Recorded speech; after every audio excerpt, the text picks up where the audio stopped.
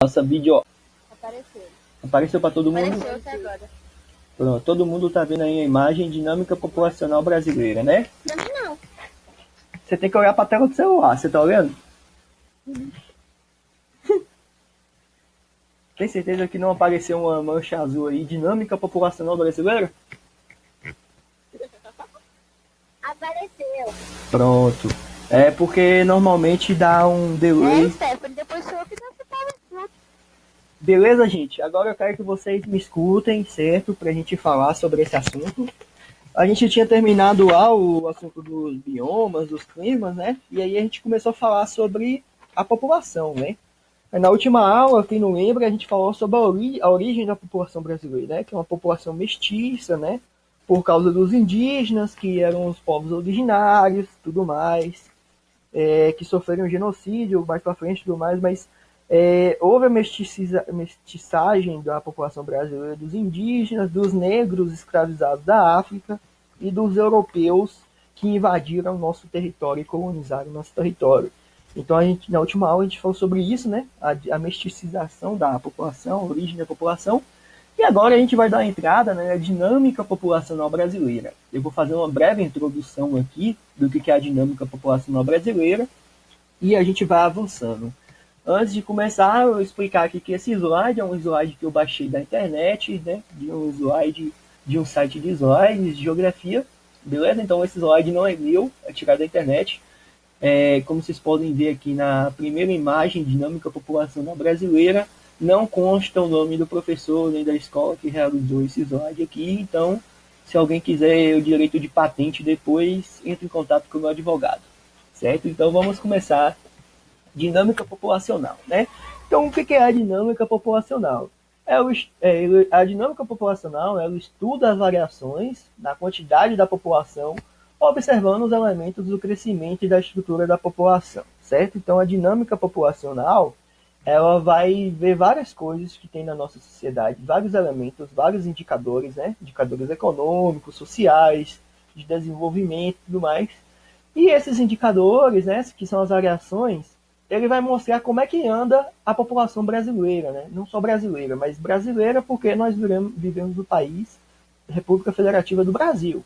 Então a gente vai ficar focando aqui no Brasil. Então a dinâmica populacional vai saber, ela vai estudar como que a população está funcionando, onde a população se concentra, onde a população trabalha, onde a população estuda, onde a pessoa vai viajar, né? Além disso, também tem também os três tipos de indicadores que são os pilares dessa dinâmica populacional, né? Que é a mortalidade, a natalidade, a fecundidade, né? Que são os três indicadores aí que quando a gente fala sobre dinâmica populacional, a gente tem que dar uma atençãozinha maior, né? Quem estiver assistindo esse vídeo aí, que estiver estudando para uma prova ou para um concurso, preste bastante atenção nesses indicadores de mortalidade, natalidade e fecundidade, né, das provas, além das migrações, como está aqui também. Ok? A gente vai falar sobre cada uma delas, mortalidade, natalidade, fecundidade e migrações. Aqui é só uma explanação superficial do assunto, né? Então, continuando. Falando um pouco sobre a mortalidade, antes de eu falar aqui, eu estou ouvindo mensagens, estou ouvindo a notificação de mensagem chegando no chat.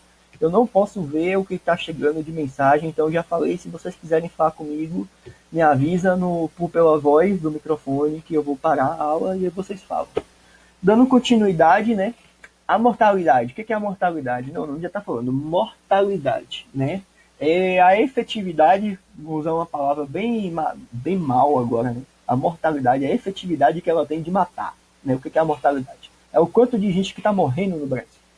Então a mortalidade é calculada a partir da relação entre o número de óbitos de um determinado ano por 1.000 habitantes. Ok? Vamos entender como é que funciona isso aqui. Essa imagem aí é uma tabela, né, da taxa de mortalidade no Brasil do ano de 1940 a 1999. A fonte aí embaixo aí da imagem, como vocês podem ver, é do IBGE, o Instituto Brasileiro de Geografia e Estatística, que é o instituto que faz, o órgão que faz essas pesquisas para o Brasil, né? Então, acompanhando aí, ó, vocês veem aí na tabela, aí no gráfico, né? Embaixo, na linha de baixo, na linha horizontal, os anos vão de 1940 a 1999. E na linha vertical tem de 0 a 35, né? Que é a quantidade de mortos por 1.000 habitantes. Cada ano desse aqui, 1940, 50, 60, 70, 80, 91, 99, são a quantidade de mortos por 1.000, a taxa de natalidade de mortos por 1.000 habitantes. Então, em 1940, a nossa taxa de mortalidade era de 25 mortos a cada 1.000 habitantes do Brasil, né? Aí esse número foi caindo gradualmente, né? O censo era feito de 10 em 10 anos, por isso está aí 1940, 50, 60, 70, 90, né? 80, 91, 99, né?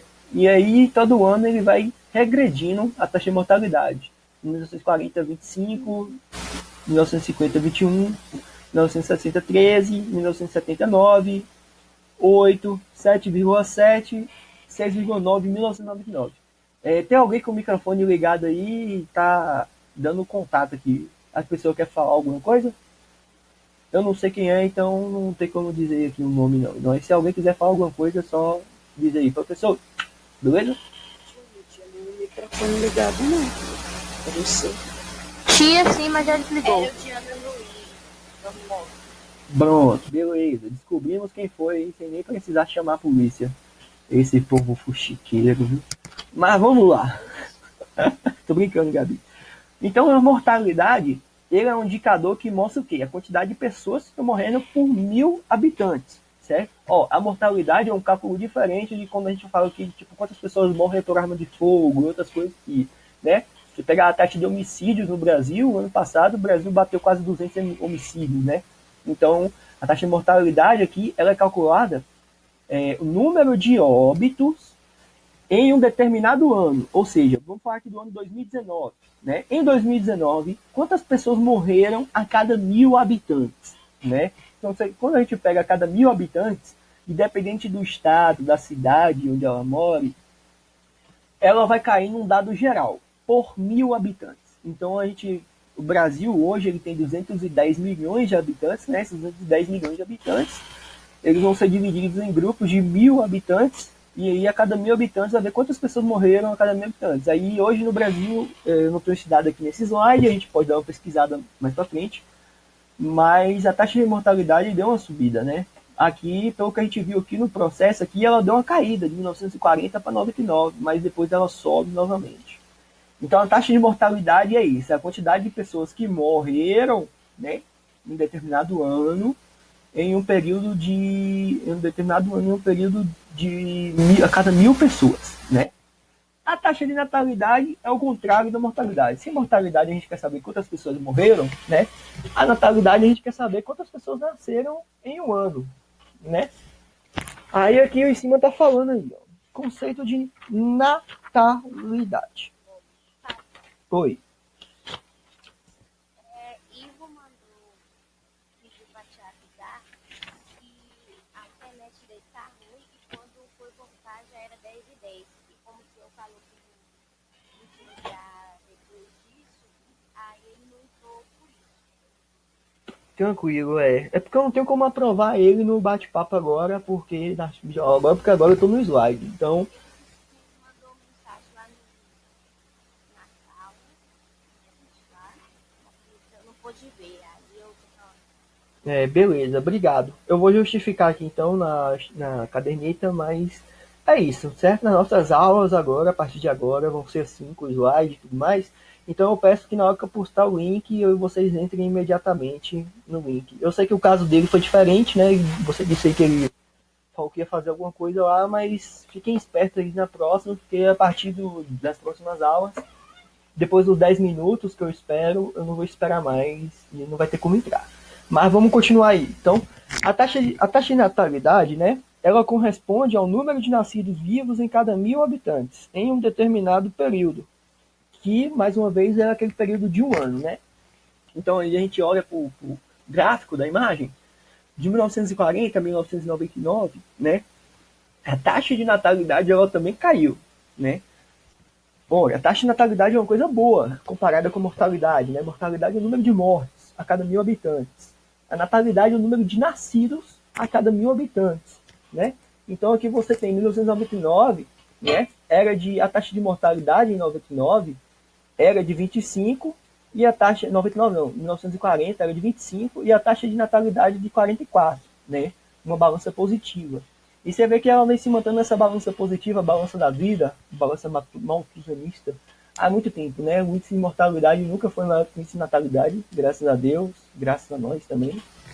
Então isso é um ponto positivo, né? E aí a taxa de natalidade caindo, essa taxa de natalidade caindo, ela também revela várias coisas para o Brasil, né? Porque a taxa de natalidade e mortalidade é um elemento fundamental para a questão da população brasileira. Ao observar esse gráfico da taxa de natalidade, né, que ele vem caindo não significativamente, mas gradativamente durante os anos, a gente consegue claramente, né, associar algumas questões sociais do Brasil. Por exemplo, de 1940 para cá, 1999 para cá, né, ainda bem, por causa das lutas feministas por direitos e deveres e tudo mais, a gente consegue perder, né? A gente consegue desprender esse sentido da mulher como objeto de reprodução, né? Apenas mulher serve apenas para ter filhos e casar, e a mulher ganha um novo papel na sociedade hoje, né? Apesar de que ainda estamos muito longe de atingir o que a gente espera, né, para as mulheres. Desculpem eu estar tendo um pouco de dificuldade de falar sobre isso. Eu sou como homem, eu sou machista, então eu sou machista no sentido de que eu não tenho muitos dados sobre o feminismo no Brasil, não sei falar sobre o feminismo no Brasil, então isso é culpa porque eu sou machista, eu não sei, não tenho interesse em pesquisar esse assunto e por isso eu não consigo falar mais sobre isso para vocês, certo? Então eu estou pedindo essa desculpa para vocês aqui agora, mas eu sei sobre isso porque isso é uma coisa que vem escancaradamente mostrando, né, denunciando as relações feministas no mundo. A mulher ela começa a deixar aquele sentido de ficar dentro de casa, de servir apenas para trabalhar, de servir apenas para ter filho e cuidar do marido, ela começa a ir para a rua, ela começa a lutar pelos seus direitos. E aí você vê uma taxa de natalidade caindo também, muito pela questão da mulher começar a saber que ela é dona do próprio corpo, ou seja, ela é dona das próprias regras. Nenhuma mulher, nenhuma de vocês mulheres, nenhuma das meninas do 7º ano, nenhuma das meninas da faculdade de Serafim, de qualquer outro lugar do mundo, elas devem ficar submetidas a qualquer regime de controle, seja fisicamente ou psicologicamente, de qualquer relacionamento, seja familiar ou relacionamento entre outro gênero, né, outra pessoa, certo? Então isso aqui, a taxa de natalidade, ela revela coisas interessantes como essa, né? Que há uma independência maior das mulheres, um empoderamento das mulheres, e a taxa de natalidade vai caindo. E isso não é culpa delas, né? A gente sabe muito bem que a culpa não é delas, a gente sabe, não tem um culpado nessa história toda, pelo contrário, né? A taxa de natalidade do Brasil cair não é uma coisa assim para se entrar em desespero, porque afinal de contas, né, a gente tem um consumo real no nosso dia a dia do mundo, e uma coisa que vocês vão estudar isso no 9º ano ainda, a pegada ecológica, né? O que é a pegada ecológica? A Terra tem um dia limite, né? Existe um dia limite da Terra, o limite da Terra, né? Cada país tem um dia no ano que aquele dia no ano vai ser tipo, até aqui o país consumiu todos os recursos naturais, alimentícios, hídricos que deveria dar para abastecer a população dele durante um ano. Se eu não me engano, a pegada ecológica do Brasil é dia 15 de julho, né? Do ano passado, do ano passado não, 2015, que foi a última vez que eu vi essa pesquisa, né? Mas hoje ela pode estar muito antes de junho, né? Porque a gente está consumindo os recursos naturais, a gente está consumindo as coisas muito rápido, a velocidade que o capitalismo impõe para a gente é de um consumo imediato, muito rápido, ao ponto de que tipo, a gente consome tudo que a gente poderia consumir durante um ano antes do ano acabar, né? Então, a taxa de natalidade está em decrescência no Brasil não é um ponto ruim. Não significa que vai faltar gente no país. Pelo contrário, existem outros processos também de aumento da população, né? Existe a migração e tudo mais, né? Que podem ajudar a população a crescer. Então, a gente não deve se preocupar com a taxa de natalidade nesse sentido. Mas a gente deve se preocupar com a queda de natalidade quando a gente olha outros indicadores sociais, que é o assunto do próximo capítulo, né? O que é IDH, EPE, essas coisas, mas quando a gente olha outros indicadores sociais e a gente associa a questão da natalidade e da mortalidade, a gente percebe, por exemplo, que lugares como a região norte, a região nordeste, tem uma taxa de mortalidade altíssima e uma taxa de natalidade caindo, Isso em decorrência por causa dos problemas sociais envolvidos lá, né? A história, veja só, gente, a história da humanidade é uma história de acumulação histórica, certo? O quê? O capitalismo. O capitalismo ele chega na história do mundo, ele chega para destruir, né? Não é à toa que ele lança aí 2 guerras mundiais, a Primeira e a Segunda Guerra Mundial, a Guerra Fria, né? A fome na África é culpa do capitalismo, a escravidão no mundo, tudo mais, o racismo, o preconceito com as mulheres. Então toda essa barbárie que a gente vive hoje, os problemas sociais, é associado ao capitalismo, né? E quando a gente olha o gráfico de taxa de natalidade, de mortalidade, e a gente pega as questões sociais de alguns países, de alguns lugares, né, como a região norte, a região nordeste, como eu já falei, a questão está muito mais ligada ao abandono do Estado a esses lugares, né, a falta do Estado nesses lugares, de tipo, tá nem aí para essa população resolver os problemas dela, e isso acaba agravando essas situações, né? Você vê, por exemplo, aí agora mesmo com a Covid-19, Manaus, Amazônia, região norte, está uma situação que todo dia, quando eu vejo notícias, eu estou evitando ver notícias da região norte, né? Porque eu já estou quase entrando em colapso na minha cabeça, já estou quase surtando, certo? Eu não aguento mais ver. Parece que sim, Deus esqueceu que existe aquela região do mundo ali, e ao mesmo tempo que os brasileiros, até alguns meses atrás, estavam batendo palma para os italianos, né? Desejando fé, gratidão, força, não tem ninguém falando da região norte, né? Nossa própria população esquece nossos iguais. Região norte, nossa mãe, a mãe nordeste, mãe amazônica, né? Floresta amazônica, mãe do Brasil, pulmão do Brasil, né? Uma região importantíssima, culturalmente, historicamente, socialmente, totalmente esquecida nessa questão da pandemia atual de 2019 e pelos problemas sociais que existem lá, né? Falta de saneamento básico, de estrutura, de hospital e tudo mais. A pandemia do Covid-19, ela chega com uma fatalidade muito maior na região norte do que na região sudeste, né? Você pega os dados da Covid-19 da região sudeste, compara com a região norte, praticamente é quem conquista mesmo. Vamos usar exemplo de conquista, se são conquistenses, vocês estão vendo, né? Há um número crescente de casos, mas também há um número crescente de pessoas recuperadas, né? E isso por quê? Porque Conquista, Conquista é uma cidade burguesa, uma cidade desenvolvida e tudo mais, então a gente tem alguns aparatos do Estado aqui que estão mais preparados para receber a população, né, e ajudar a população, e por isso a gente está conseguindo enfrentar com essa certa normalidade, né?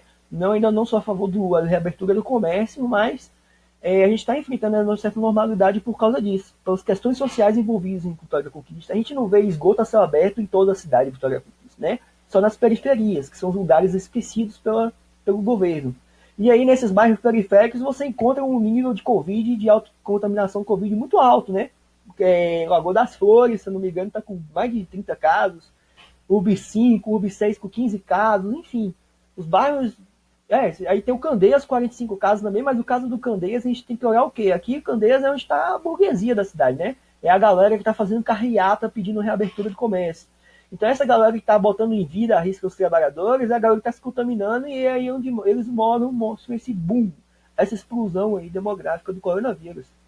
Então a taxa de natalidade e a taxa de mortalidade ela é um indicador fundamental para nosso desenvolvimento, né, a distribuição da população do país por causa disso. A gente consegue ver os problemas sociais, como esses problemas sociais matam as pessoas, né? Muito antes do Covid-19 as pessoas morrem hoje por causa de problemas sanitários, problemas de desigualdade social nas favelas e nas regiões periféricas do Brasil, né? A taxa de natalidade e mortalidade é isso. E a taxa de fecundidade, que é o terceiro ponto lá, né? Ela relaciona o número de crianças com menos de 5 anos ao número de mulheres com idade reprodutiva. Aí a gente tem que entender assim, ó. Mulher com idade reprodutiva é diferente da questão legal e judicial de uma mulher poder se casar e ter filhos, né? Aqui está falando aqui, a idade reprodutiva da mulher, né? Em alguns países pode ser de 15 a 44, de 14 a 49, de 20 a 44 anos. Mas aqui no Brasil é de 15 a 44 anos a idade reprodutiva das mulheres, né? Isso significa o quê? Que a partir dos 15 anos o corpo feminino ele vai passar por uma certa transformação, né? Então ela já vai entrar em período fértil, reprodutivo e tudo mais. Mas isso não significa que vocês devem fazer nada. Pelo contrário, vocês não devem fazer nada. Só depois de casar, com 30 anos, 40 anos. Tá entendido, meninas? Mas é isso aí. né? Então, a idade reprodutiva do Brasil, eu estou escutando um certo silêncio, é impressão minha ou caiu a ligação? Vocês estão me ouvindo ainda? Oi, tô ouvindo. Você falou pra falar só quando tivesse dúvida, por isso que eu fiz. Desculpa, gente, é porque ficou. Nem na sala de aula vocês ficam num silêncio desse, Deus. Mas aí, quem é que tava falando A aí? gente muda, né? É isso aí, parabéns. Vivendo e aprendendo. Mas é isso aí. Evoluímos, amadurecemos, todos os dias. E as mulheres ainda mais rápido que os homens. Verdade, Mas é isso aí. metamorfose ambulante. É isso aí. Então aqui, ó, quando a gente tá falando de mulher com idade reprodutiva, gente, a gente não tá falando de uma coisa, questão legal não, viu? Não é aprovando o relacionamento não. A gente tá falando aqui que o governo reconhece que a partir dos 15 anos de idade a mulher entra em um período fértil, né, reprodutivo, certo? Então a fecundidade, ela relaciona o número de crianças com menos de 5 anos de idade ao número de mulheres em idade reprodutiva, né? Ele vai ter uma conta que faz efeito e tudo mais, que não é necessário vocês saberem como é que se faz essa conta agora, porque vocês não vão trabalhar no IBGE, mas tem uma conta que se faz, né? O número de crianças nascidas com 5 anos e a idade reprodutiva, até que chega aqui esse gráfico aí, ó. De 1940 a 2000, né? A fonte é o Censo Demográfico 2000, fecundidade e mortalidade infantil, resultados preliminares da amostra do IBGE 2002. O que ele mostra? 1940, a taxa de fecundidade do Brasil, entre 1940 e 50, ela se permanece de 6,2, né? Aí, em 1960, ela tem uma crescida aí de 0,1%. Aí, depois disso, ela começa a cair gradativamente, né? E significativamente, de 5,8 para 4,4, para 2,9, para 2,3, né? Aí, aqui do ladinho, aqui, o dono do slide colocou, avaliando assim a quantidade de filhos de uma mulher teria ao final de sua idade reprodutiva, né? Que isso quer dizer o quê? Eu não sei, se alguém souber, me diz aí, porque eu não sei o que essa pessoa quis dizer com isso aqui, não. Avaliando assim a quantidade de filhos de uma mulher teria ao final de sua idade reprodutiva, né? Quer dizer que, tipo, nos anos 2000, uma mulher com idade fértil entre 15 e 44 teria em média 2,3 filhos. Já nos anos 1940 é o contrário. Uma mulher com idade reprodutiva entre 15 e 44 anos teria 6,2 filhos. Faz sentido, né? Porque minha avó teve 6 filhos, 7 filhos, se eu não me engano. Minha mãe, a avó da minha mãe também teve 5 filhos, 4 filhas. Nem. Eu não sei quantos tios eu tenho, não, porque é tanto tio, é tanto primo, eu não sei. Eu também não sou muito apegado à família. Essas questões familiares, né, de quantidade de primos e parentes, eu sou apegado ao que a pessoa significa para mim. Mas isso aqui, essa taxa de fecundidade, ela mostra isso, né? Porque no Brasil a gente tinha mais filhos, ou porque no Brasil, porque antes, né, nossos avós, nossos tios tinham mais filhos, hoje não tem. Porque a taxa de natalidade, ela veio caindo, né, galera? Qual foi a taxa de natalidade aqui dos anos 2000 aqui, ó? 21,2, enquanto que a taxa de mortalidade foi de 6,9, né? Então 6,9, 21,2, e aí você tem o que? A taxa de fecundidade caindo também para 2,3, por várias questões de sociais e culturais aí, tudo isso aí você vê que os gráficos eles estão decrescentes, né? Então, isso é só um resuminho, uma introduçãozinha que eu estou fazendo para vocês, viu, galera? Se alguém tiver com alguma dúvida, comentário aí, pode me chamar. Então, quando observado a estrutura da população, pode-se estudar dois elementos, né? A idade, mostrando o percentual de jovens, adultos e idosos de uma população, e o sexo, destacando a distribuição percentual de homens e mulheres de uma população, né? Que é o que é a estrutura etária, que a gente vai falar mais tarde sobre isso. Então, quando a gente observa a estrutura da população, quem é a população brasileira, né? Quando a gente fala assim, quem é a população brasileira? Isso é uma coisa importante para a gente saber, né? Digamos que eu sou prefeito aqui da cidade de Vitória da Conquista, Bahia, Sudoeste, baiano, né? Localizado aqui entre... Poderia ser mesmo. Localizado... Não dá ideia não ainda. Senão o ego vai inflar aqui. Mas vamos supor que eu sou prefeito de Vitória da Conquista aqui, né? Que é cidade aqui do interior baiano. Aí eu quero saber alguma coisa sobre a minha população. Quem é a minha população? A minha população é de jovens, é de adultos, é de idosos. A minha população é mais homem ou mulher, né? Tudo isso tem nos dados demográficos do IBGE. Tudo isso a gente consegue encontrar. Né? Nas próximas aulas a gente vai estar mexendo no site do IBGE, olhando esses índices, esse negócio. Por enquanto eu estou dando só uma introduzida, como eu já falei para vocês, o que é o assunto, os textos, mas eu vou mandar esse slide para vocês também, se vocês quiserem depois copiar algumas coisas desse slide que é interessante, vocês copiarem no caderno, vocês têm gravado isso. Certo? Oi. Eu tirei print para guardar, porque vai que eu preciso. Pode ser também. Tá, vai que passa alguma coisa, aí eu preciso. Eu não tenho paciência, eu espero que você mandar. Vai ter algumas atividades sim, mas Você pode mandar. beleza, vou mandar. Então é isso aqui, é o que eu estava falando, ó. O que eu estava falando na página anterior, a idade jovem, a idade e o sexo da população. É isso aqui, ó. Isso aqui é uma pirâmide etária, certo? Que é o que mostra a estrutura da população, né? O título da imagem é: a estrutura da população é representada em forma de pirâmide, ok? Então vamos ver aqui, ó. Embaixo, no pé da pirâmide, primeiro a gente olha aqui, ó, milhões de pessoas. De uma cor são homens, de outra cor são mulheres. Então vamos olhar aqui primeiro as mulheres, né? De 0 a 7 é a quantidade de milhões de pessoas. De 0 milhões a 7 milhões. 0 pessoas, né? Que não existe 0 milhões de pessoas. De 0 a 7 milhões de pessoas, né? Mulheres. E aí, cada nível aqui da tabela, da pirâmide, é uma idade diferente. Os jovens. Vocês estão vendo aí, né? De 0 a 4 anos até 10 a 14 anos. Vocês conseguem enxergar os números na tela do celular? Sim. Beleza. Então a primeira parte da tábua da pirâmide etária, que é a base da pirâmide etária, ela vai estar sempre os jovens, né? Que vai de 0 a 14 anos. E aí você vê o quê? Ó? O que a gente pode ver olhando a pirâmide etária aqui dos jovens, comparando mulheres e homens? Acho que dá para dizer aqui que a balança está equilibrada, exceto o quê? Que na idade de 0 a 4 anos tem menos mulher do que homem, né? Então, ou seja, tem menos recém-nascido mulher do que recém-nascido homem. Mas quando chega de 5 a 9 anos e 10 a 14 anos, as idades elas ficam em balança, né? Equilibrada. 4 milhões, 5 a 9 anos e 6 milhões, 10 a 14 anos, né? Quando a gente vai para adulto, a gente consegue para adulto aqui, a gente consegue perceber que também é uma balança bem equilibrada na quantidade de homens e mulheres com idade entre 15 e 64 anos, que são os adultos, né?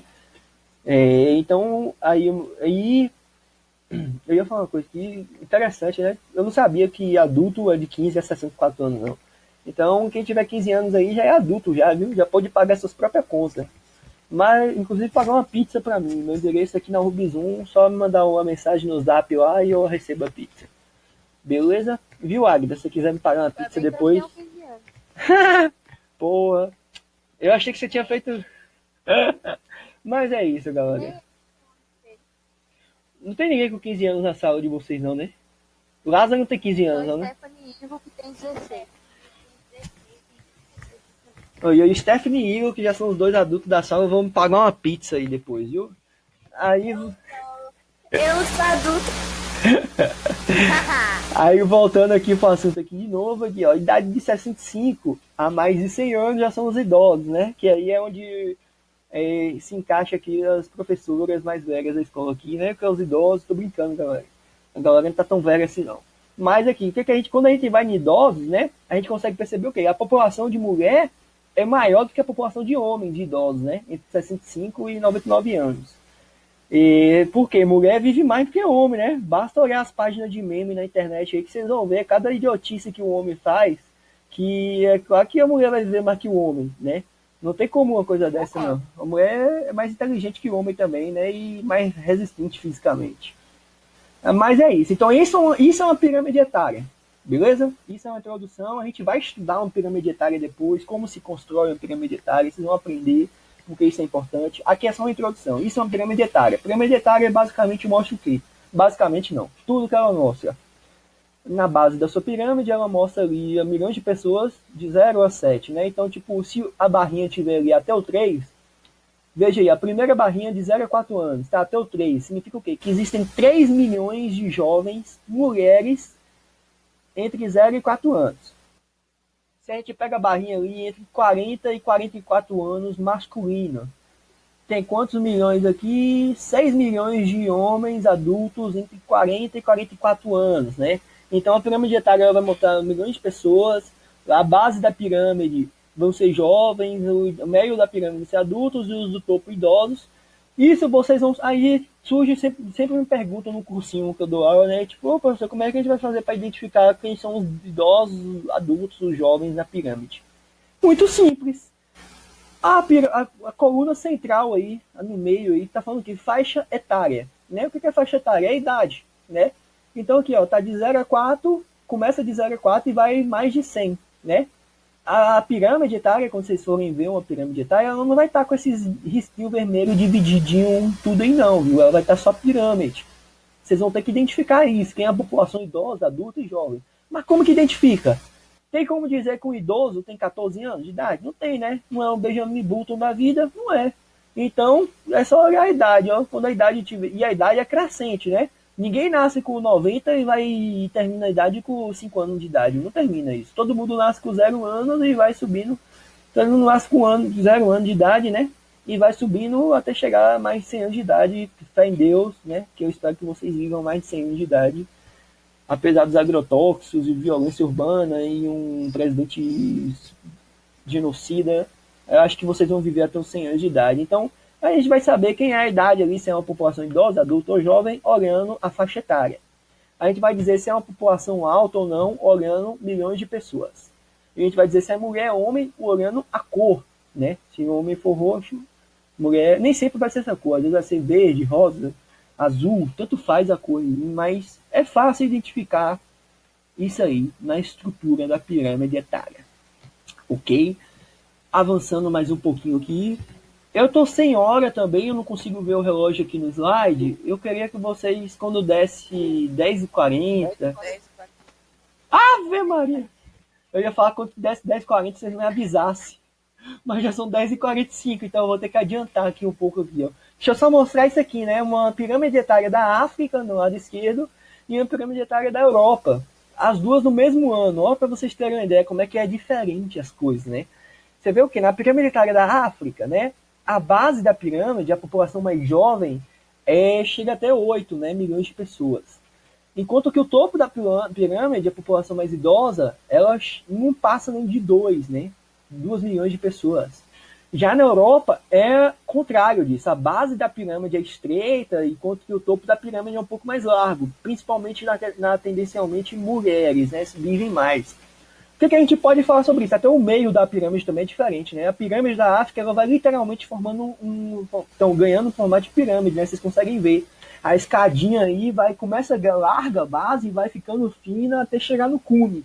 Na Europa, não. Na base da Europa você tem uma base fina, e depois alarga, depois fica fina de novo, mas não tão fina. Por que isso? As questões sociais envolvidas, né? Quando eu falei já no início. Se você comparar as questões sociais, os indicadores sociais da África com a da Europa, é até covardia, né? Porque foi a Europa que invadiu a África para roubar os negros, escravizar os negros, aprisionar os negros, matar os negros, roubar os recursos minerais dos africanos, né? E isso tem aí essa tabela daqui, essa pirâmide etária de 2006 reflete o acúmulo histórico que a gente falou no início da aula, né? Anos e anos de escravidão, de exploração, de imperialismo, de sujeição a um continente, a um genocídio em massa. Acontece o que? Hoje a gente tem aqui uma África muito mais defasada de população, né? Pouca população, do que uma Europa. Você vê a pirâmide etária da Europa, uma pirâmide etária linda, maravilhosa. É o sonho de todo país do mundo ter uma pirâmide etária dessa da Europa aqui, ó, onde a população está em harmonia. Você vê ali tem uma quantidade controlada de crianças, jovens estão vivendo bastante, os idosos estão vivendo bastante, porque as condições sociais da Europa são, desculpa falar aqui, mas são magníficas, né? Eu não gosto da Europa, não, eu quero que a Europa se lasque e tudo mais, eu sou brasileiro, mas para um geógrafo, não tem como um geógrafo não olhar para essa faixa etária aqui, essa pirâmide etária, e dizer que é o sonho de todo geógrafo ver uma pirâmide etária dessa no país, né? Porque as questões sociais da Europa são muito melhores do que as questões sociais da África. Mas isso acontece porque a Europa, há muito tempo atrás, invadiu a África. Não se esqueçam disso. Pelo amor de Deus, gente, não se esqueçam disso. Respeitem o nosso continente mãe, nossa terra mãe, África. Nós somos um povo miscigenado que viemos da África. Até Rafael, que é branco, amarelo aí, é africano. Você é africano também, Rafael. Porque a não ser que seu pai, ou sua mãe, ou seu avô, sua avó, o seu bisavô tenha vindo de algum país europeu para o Brasil, né? Mas, no seu caso aí, você é miscigenado. Você tem a pele branca, mas você é negro. Negro 100%, porque você é africano. Vocês são africanos. Beleza, galera? Eu acho que não vai dar tempo de terminar. Esse é o último slide, na verdade, né? Eu vou até o 10. Então, eu vou só terminar esse aqui, o próximo, e a gente encerra a aula, certo? Mas eu vou continuar aqui. Então, né, a estrutura etária, a dinâmica da população, né, mostra o quê? Né? Mostra tanto a melhoria no padrão de vida da população, como também a piora do padrão de vida, né? Porque nem tudo são flores. O que é bom para um é ruim para outro, como a gente viu no slide da África. Eu acho que o slide está meio devagar, a imagem já está aparecendo a imagem aí das duas pirâmides. Então, sim. Beleza. Então, né, quando a gente fala, a dinâmica populacional, ela pode dizer tanto se uma população é boa, se uma população é ruim. Não no sentido de caráter, não no sentido se a pessoa é boa, de boa ou ruim, no sentido se vai machucar ou não. A gente está falando aqui no sentido de boa ou ruim, de viver, né, de condições de vida. Você vê a África, todo mundo sabe que a África passa dificuldade por tudo, pelas questões que eu já falei agora, né, tantas coisas que eu já falei agora. E a Europa não. Então, esses indicadores são bons que vão mostrar isso, né? Vão mostrar onde um lugar é bom, onde um lugar não é bom, mas vocês não devem julgar o lugar só por isso. Eu posso passar a imagem aqui? Claro, querido. Pronto. Então aí, as mudanças na dinâmica populacional, ela vai mostrar tanto a melhoria do padrão de vida da população, quanto uma piora, certo? É que o professor esqueceu de colocar isso aqui. Na verdade, não esqueceu. Na verdade, é que eles ensinam pra gente, né? Na minha época de escola, eles ensinavam pra mim isso aí, né? Que mudanças na dinâmica populacional é uma melhoria no padrão de vida da população. A população está tendo mais acesso a esgoto, mais acesso à escola, e não sei o quê. Mas não é verdade, né? Porque as pessoas que estão no comando, né? Eles tentam sempre enganar a gente, mostrando que está tudo bem, que a economia está recuperando, que os empregos estão voltando, mas a verdade não é essa, né? Não há melhoria de padrão de vida para uma população, principalmente a população africana, a população latino-americana, que somos nós. Enfim, redução da taxa de mortalidade nos países mais industrializados, né? E, posteriormente, em países não industrializados. O que foi isso? Foi a redução mais acentuada após a Segunda Guerra Mundial e não foi seguida pela queda da taxa de fecundidade, certo? Depois da Segunda Guerra Mundial, Primeira Guerra Mundial, né, meio que o mundo entrou em uma ação coletiva aí, né, falando, opa, realmente, né, gente, a gente está matando gente demais aqui, vamos cuidar do povo e tal. Então teve uma redução crescente da taxa de mortalidade, não só por isso, teve outros fatores também, que a gente vai falar sobre isso na próxima aula, porque aqui eu estou dando só uma pincelada rápida para vocês saberem, mas na próxima aula a gente vai saber por que teve essa redução da taxa de mortalidade. Nos países industrializados, o que aconteceu? Por que essa redução foi mais acentuada na Segunda Guerra Mundial e não foi seguida pela queda da taxa de fecundidade? Tudo isso a gente vai descobrir depois. Isso aqui é só uma pincelada, né? Mais para frente, isso provocou um rápido crescimento populacional, né? Alves 2008 é o nome do autor que escreveu isso, que ele diz que em 2008, a explosão demográfica é um mito da explosão demográfica, né? Que por causa da taxa de mortalidade ter caído e a fecundidade ter caído, não ter caído a taxa de fecundidade, houve um boom demográfico. Mas não foi isso, a gente tem que avaliar outras questões também, né? Como eu já falei para vocês. Surgimento das teorias sobre as populações, né? Neomatusianismo, matusianismo, como eu já falei para vocês. Thanos mesmo, né? Quem assistiu Guerra Infinita, Thanos. O que Thanos queria? Thanos queria acabar com metade da população. Malthusianismo é uma teoria que é na mesma linha aí de raciocínio aí. Não sei se a professora de história já falou com vocês. Depois vocês perguntem para ela a teoria do neomatusianismo e tudo mais. Mas em 1968 surgem algumas teorias e tudo mais, enfim. Mas como eu falei, a gente não pode observar esses elementos, observar essas coisas focando só numa coisa só. A gente tem que olhar o todo, né? Certo? A gente tem que olhar a totalidade, né? Por isso que o surgimento das teorias eu não vou falar sobre o surgimento das teorias sobre as populações, né? Políticas de controle populacional, porque não faz sentido isso. Oi.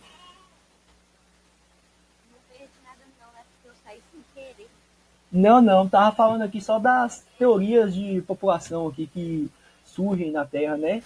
Que para explicar o crescimento populacional da Terra, mas é isso que eu tava falando. Tipo, para a gente falar sobre o crescimento populacional da Terra, a gente falar sobre a dinâmica populacional das populações, a gente não tem que olhar só essas coisas que não, certo? A gente tem que olhar o todo. A gente tem que olhar questões sociais, questões econômicas, questões de colonização, de formação do território, certo? É a totalidade, certo? A gente tem que observar o mundo a partir da totalidade, não só da centralidade dessas coisas. Redução das taxas de fecundidade com baixa taxa de mortalidade, outro mito da inclusão populacional, enfim. Teorias que criticam o uso de meios contraceptivos, isso aí foi o que rolou no passado aí, que ainda há uma discussão hoje, mas como eu falei, eu sigo uma visão aqui da totalidade, então isso aqui é uma coisa aqui que eu vou deixar para a próxima aula, certo? Então o slide vai até aqui, certo? 10h54, meio que foi no time certo, né, da nossa aula. Eu agradeço a todos vocês por terem me acompanhado até aqui nesse momento de uma terça-feira de sol, terça-feira bonita. Vou finalizar a aula por aqui, não vou passar a atividade para vocês, certo? Grande abraço para todo mundo e eu encontro vocês agora amanhã, de 8h40 até 9h40 da manhã, né? Beleza, galera? Beleza. Beleza. Valeu, tio. Grande abraço. Tchau, tchau.